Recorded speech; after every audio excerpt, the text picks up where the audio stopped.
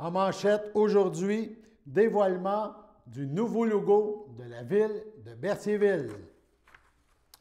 Bonjour à tous et bienvenue à votre bulletin d'information sur les ondes de CTRB, votre télévision locale et régionale. Aujourd'hui, le 5 avril. On débute par une nouvelle qui fait suite à l'assemblée mensuelle de la ville de Berthierville. À noter, pour la première fois depuis très longtemps, la séance du Conseil des élus de Berthierville a été filmée par CTRB et vous pourrez voir, évidemment, ça ne sera jamais en direct, mais si quelqu'un veut voir l'entièreté de la séance, vous pourrez la regarder sur nos ondes. Ça sera à chaque mois comme ça. Donc, dans le but de moderniser l'image de Berthierville, tel que l'a mentionné le maire Dominique Perrault, donc dans un but de vent nouveau, un nouveau logo pour une nouvelle image a été dévoilé lors de la séance du conseil en tout début. Le maire a parlé d'un tournant. Nous ne voulons pas juste changer l'image, mais aussi les mentalités, a-t-il mentionné. Nous voulons être à Berthierville une ville d'avenir. Donc, on regarde un extrait de la séance lors du dévoilement de ce nouveau logo. H1, nouveau logo identifiant la ville de Berthierville. Donc, ce que je vous disais tantôt, dans l'idée de faire marquer un tournant et de changer notre image, on va toujours garder nos armoiries, merci Amélie. Mais quand même, on voulait marquer le pas, on voulait faire un petit changement. Alors, je demande à M. Darvaux. Considérant que la ville de Berthierville désire se créer une identité visuelle de marque dans le cadre de sa stratégie de communication, et ce à l'occasion de son 350e anniversaire, considérant le mandat octroyé à la firme de communication Isabeau par la résolution 2022-03-069 relatif à la création du nouveau logo représentant la ville de Berthierville, considérant que le logo a pour but de promouvoir l'équilibre entre le côté humain et la nature, mais aussi l'aspect de collectivité et de constant renouveau. En conséquence, je propose de décréter la nouvelle identité visuelle de la ville de Berthierville est réalisée par la firme Communication Isabeau et détaillée dans le guide des normes graphiques déposé le 1er avril 2022. Merci, M. Darvaux. Cette résolution est appuyée par? J'appuie. M. Frenière. Alors, j'en appelle au vote à ma gauche. Oui. À ma droite? Oui. Merci. Adopté à l'unanimité des conseillers présents. J'inviterai Mme... Oui, Mme Sylvie, venir dévoiler. Je vais l'expliquer un peu en même temps. Là, je ne le vois pas, mais je vais vous faire une petite description rapide. Alors, évidemment, on voulait que ce soit une typographie simple et efficace. Donc, quelque chose qui n'est pas trop... Il faut savoir que c'est le logo, c'est l'image d'une ville, c'est pas d'une corporation, c'est pas d'une compagnie privée. Donc, la fantaisie du R représente le mouvement de l'eau. La vague du R soulève la partie de la ville. Donc, parce que la ville est en constant mouvement, en constant développement, cette fantaisie crée du dynamisme et du mouvement. La forme ronde représente la collectivité. Berthierville est une ville de centralité, de service. Donc, fait référence au fait que Berthier se trouve le point central d'approvisionnement des vastes territoires avoisinants. Nous pouvons aussi pousser la réflexion en associant le cercle aux deux rivières, donc les deux rivières, la rivière Chaloupe et la rivière Bayonne. Et évidemment, tout ça fait que c'est un ensemble, ça englobe, c'est la ville qui englobe, dans le fond, tous les services des municipalités avoisinantes, les voies de l'eau, et évidemment, avec le nom Berthierville bien en évidence, parce que on est fiers de Berthier, puis on voulait que le nom puisse être très visible. Donc, pour plus de détails tantôt, on pourra répondre à vos questions. Voilà, nous vous présenterons plusieurs autres nouvelles suite à ce conseil municipal dans nos prochaines éditions du bulletin d'information.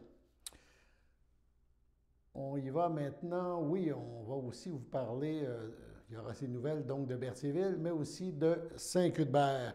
Parce qu'à Saint-Cuthbert, hier soir, CTRB était aussi présent. Il sera dans les mois à venir. Il y a eu plusieurs sujets de discussion, dont un premier qui a fait référence à la vitesse des véhicules dans la municipalité. Dans un premier temps, Saint-Cuthbert a fait l'acquisition d'afficheurs de vitesse. Un citoyen, M. Beauvais, est aussi venu discuter avec le maire Richard Bellumeur de la problématique. Dans son rang, on écoute les différents intervenants. 5.1, acquisition d'afficheurs de vitesse. Oui, on a reçu une soumission de Trafic Innovation, là, puis vous avez retenu un modèle d'afficheur de vitesse qui affiche la vitesse et qui peut afficher aussi du texte en même temps. Donc, leur soumission est au prix de 4 274 $ chacun avant taxe, et c'est pour en acheter 5. À quel moment on va recevoir? Très bientôt, oui. Ouais, très bientôt. Vincent. Éric Deschaines.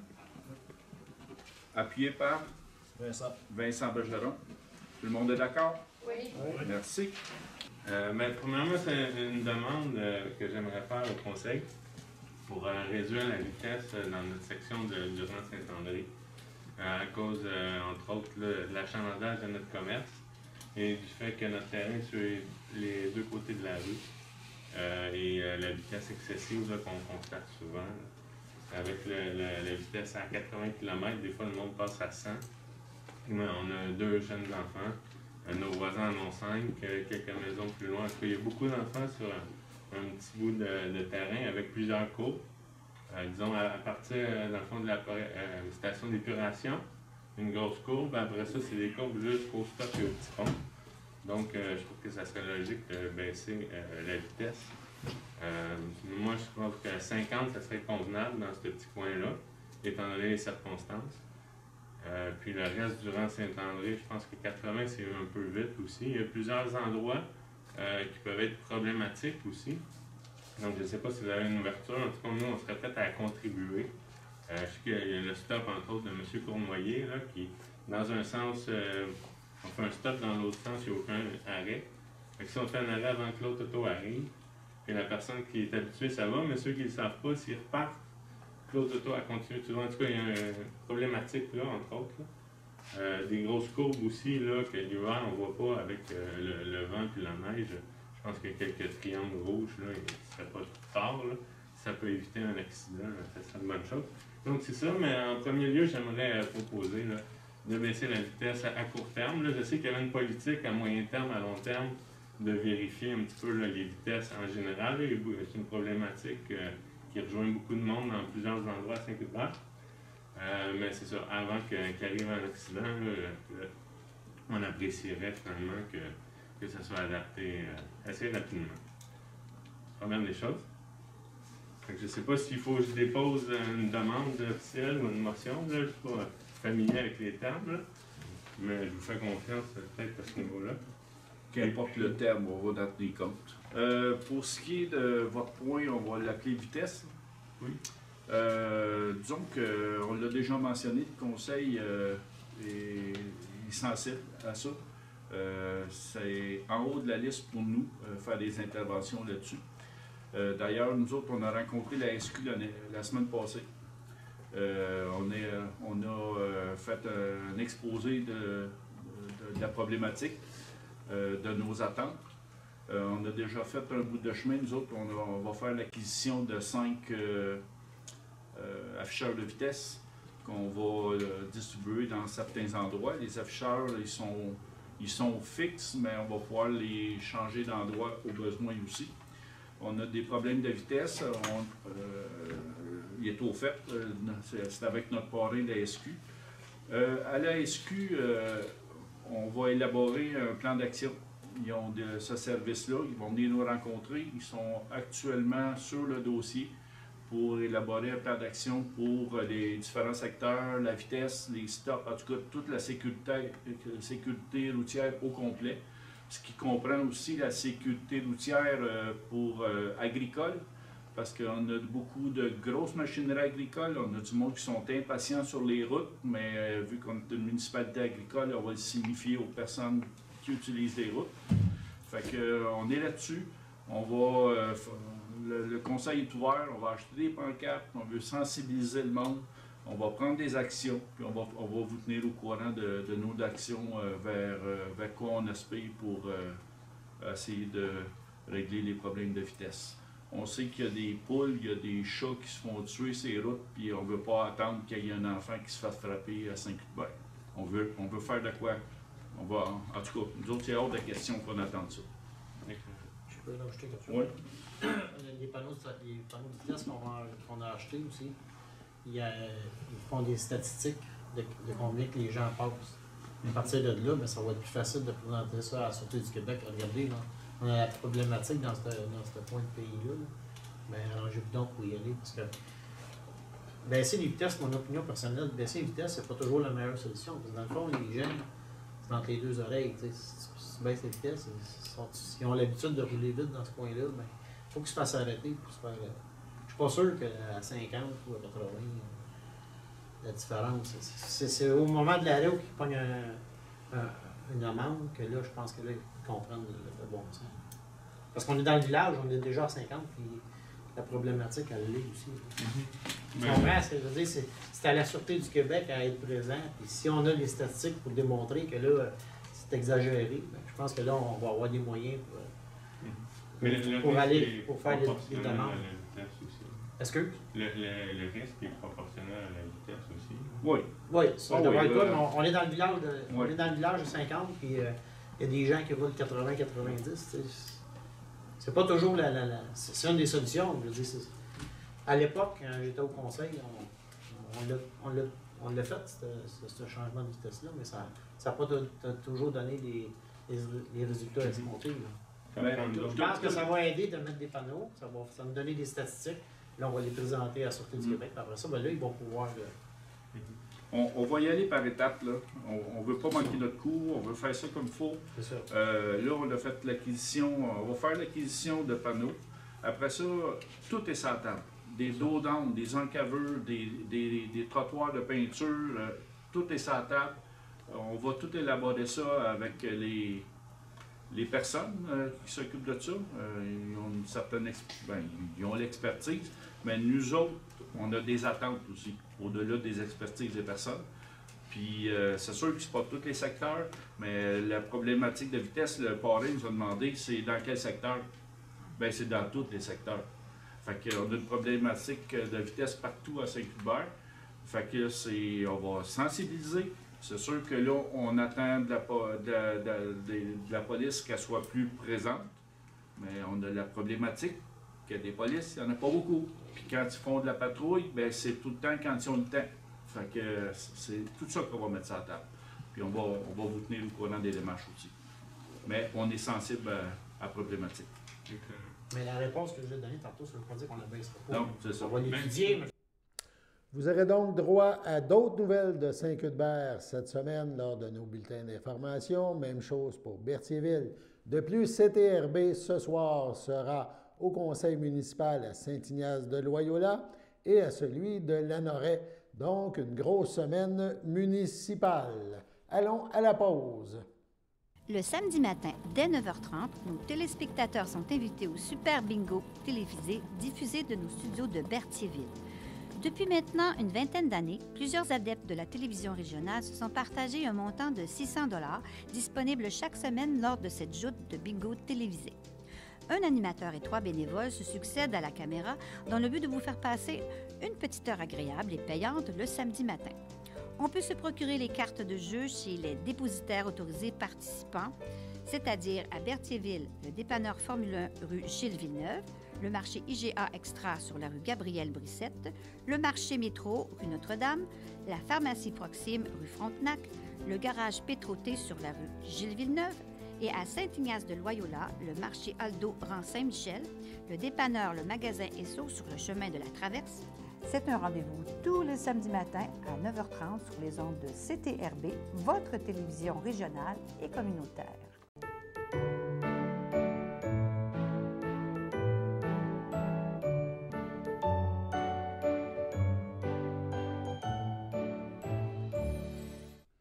l'anniversaire à souligner en ce 5 avril, la FADOC de l'Île-du-Pas souhaite bonne fête à Chantal Cardin. C'est votre anniversaire aujourd'hui, 5 avril. Toute l'équipe de CTRB se joint à moi et vous souhaite bonne fête. CTRB vous présente maintenant un autre extrait de cette rencontre d'information tenue dimanche dernier à l'église de Saint-Ignace de Loyola concernant le projet de démolition de l'église et de la construction d'une nouvelle salle communautaire à Saint-Ignace de Loyola. Dans cet extrait, un citoyen, M. Richard Laliberté, se pose des questions concernant les coûts versus le financement. On écoute son intervention. Je suis un peu confus avec ce tableau-là parce qu'on parle de la répartition des coûts, mais je voudrais en premier savoir exactement le coût à la municipalité de la salle communautaire. On parle du 8,3. On parle qu'on a 3 millions qui vient du gouvernement. Oui. Quelle autre subvention qu'il y a qui était directement attribuable à la salle communautaire comme telle? Comme le fait de la contribution du Fonds général, ça c'est du réarrangement de certains postes de dépenses. Oui. Mais ça ne réduit pas le coût du projet. Donc, ce que je demande, c'est le coût du projet en lui-même. C'est le 8,3 moins le 3 et quoi d'autre? Regardez, je vous montre ici le formulaire. Ça, c'est le formulaire du ministère des Affaires municipales qu'on remplit pour le règlement d'emprunt. OK? C'est comme ça, c'est pour les règlements d'emprunt, c'est comme ça que ça fonctionne. Alors, il y a un numéro ici. Ici, on marque le montant qu'on est arrivé. C'est le montant que j'ai expliqué. Le montant que j'ai expliqué, dans le fond, le 8 millions de dollars, là, oui, qui était le 7 millions avec le frais de contingente, avec les frais de financement, avec le 50 de TVQ, qu'on est arrivé à notre 8 millions. Donc, c'est le montant de départ. Là-dessus, eux, ils nous demandent, à la ligne, de marquer ici les contributions du Fonds général ou du Fonds de réserve. On est obligé de l'indiquer. Donc, le 3 328 000 qui vient de notre 166 429 pendant 20 ans, eux, ils me disent, tu dois l'indiquer. On l'indique au tableau. Mais ça, c'est du financement du projet. C'est le financement. Oui, mais je parle du coût. Parce que si on ne fait pas le projet, oui, est-ce que ça veut dire que ce 3 millions-là, on pourrait réduire les taxes par 3 millions? Ben oui, c'est sûr. Donc, ben oui, c'est sûr. Donc, le coût n'est pas c'est pas une augmentation de 61, mais c'est 61 plus les 208 qu'on aurait pu avoir en réduction d'impôts, pour un total de 337.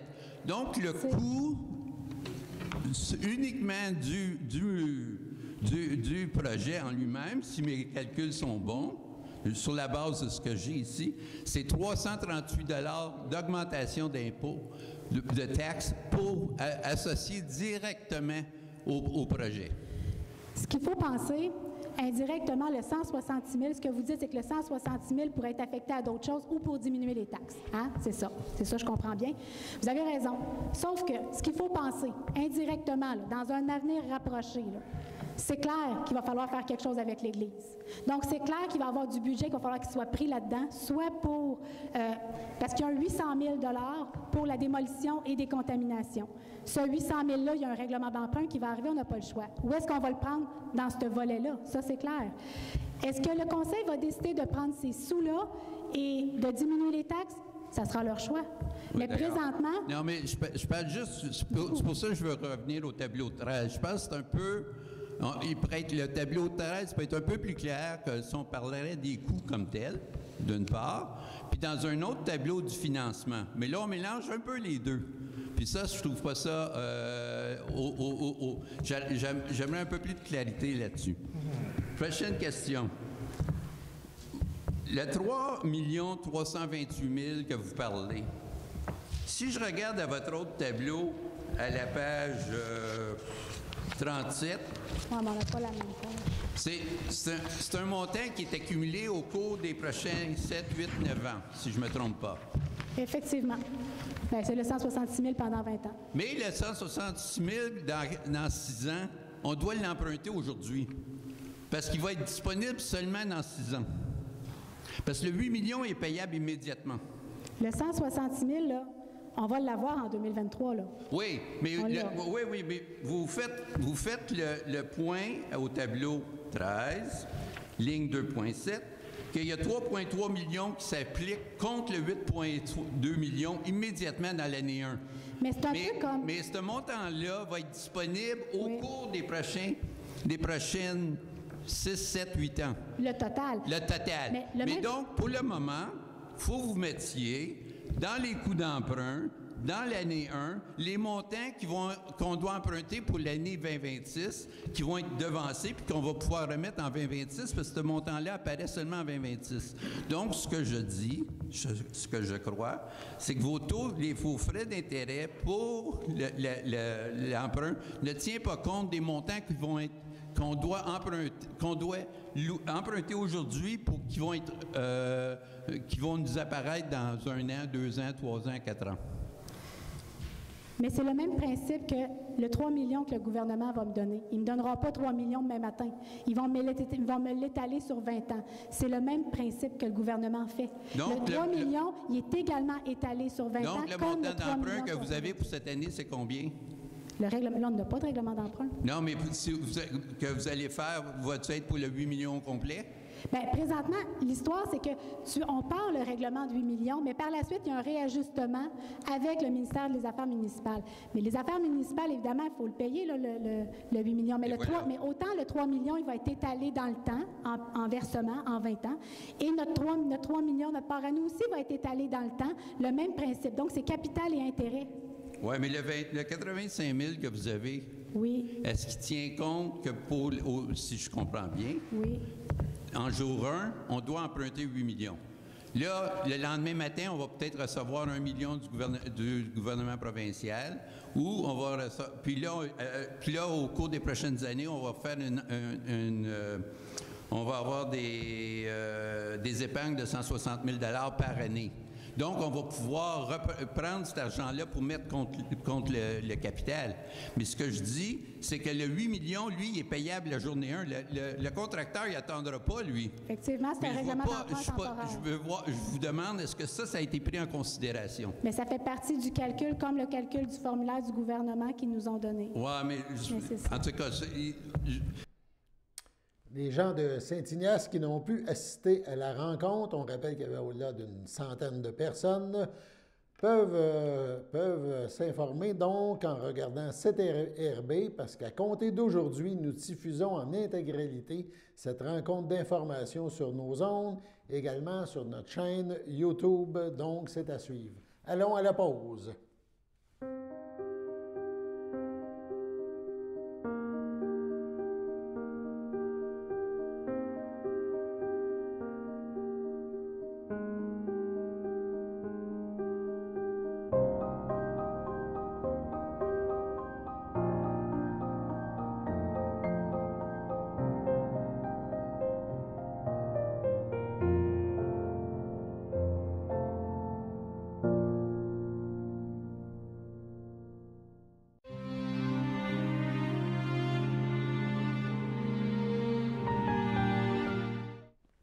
Au CHDL de Saint-Charles-Borromée, le 25 mars, à l'âge de 88 ans, est décédée Mme Françoise Champagne, demeurant à Lanoret.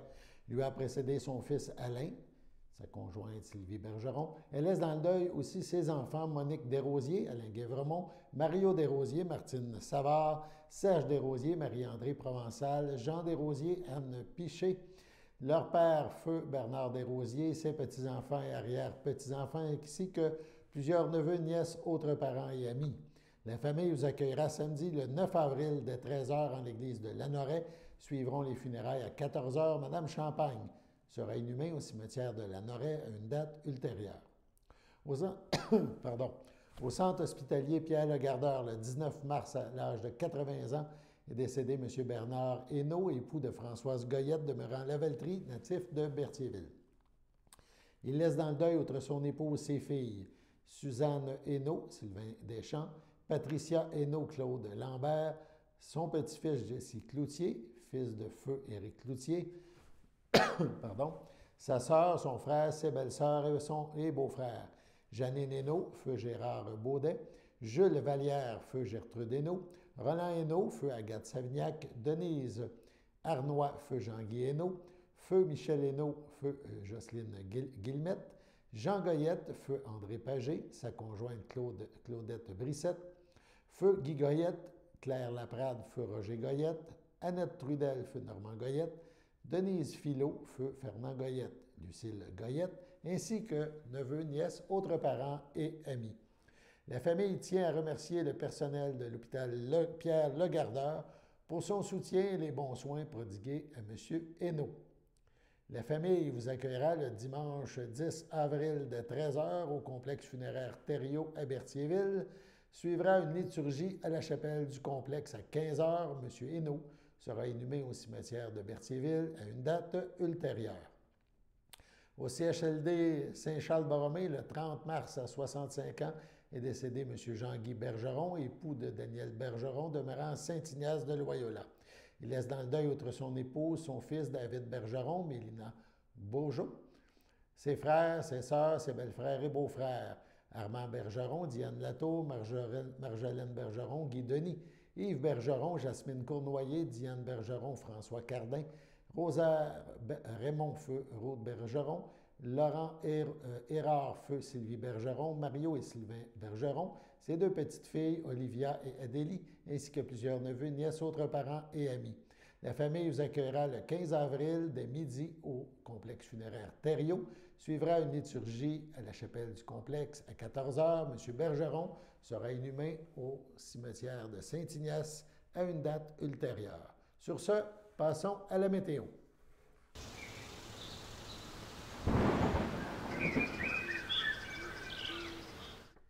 Quelle superbe journée aujourd'hui. Si vous avez eu la chance à partir de midi de sortir à l'extérieur, plein soleil, on se sentait en plein printemps. On avait un petit goût d'été même. On était très bien. Donc, ensoleillé aujourd'hui. Ce soir, ciel dégagé 4 degrés. Cette nuit, ciel généralement dégagé -2. Demain, mercredi, en matinée, ensoleillé avec passage nuageux, 0 degré au réveil, ressenti -5, mais ça se réchauffe dans la journée. En après-midi, mercredi, généralement ensoleillé, beaucoup de soleil encore, 10 degrés. Donc, si vous n'avez pas profité aujourd'hui, faites-le demain après-midi. Voilà, c'était votre bulletin d'information sur les ondes de CTRB, votre télé locale et régionale. Alain Bellumeur au Pépites, qui vous invite demain pour la prochaine édition de notre téléjournal. À demain.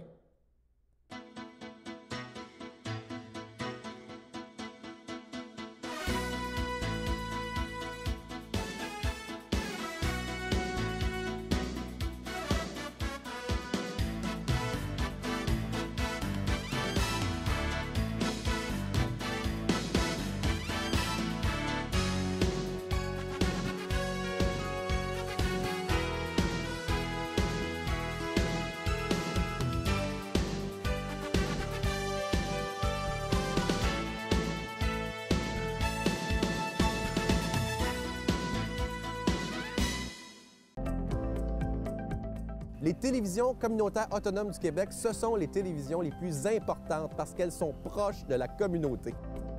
On veut encourager des gens qui parlent de ce qui nous intéresse, mais aussi qui participent au développement local. Mais c'est fini le temps là, où on allait lire une affaire qui a été écrite avant hier au bout du monde. Non! Tu veux savoir ce qui se passe chez vous? Bien, ma télé préférée, c'est la télé autonome communautaire. C'est ici que ça se passe.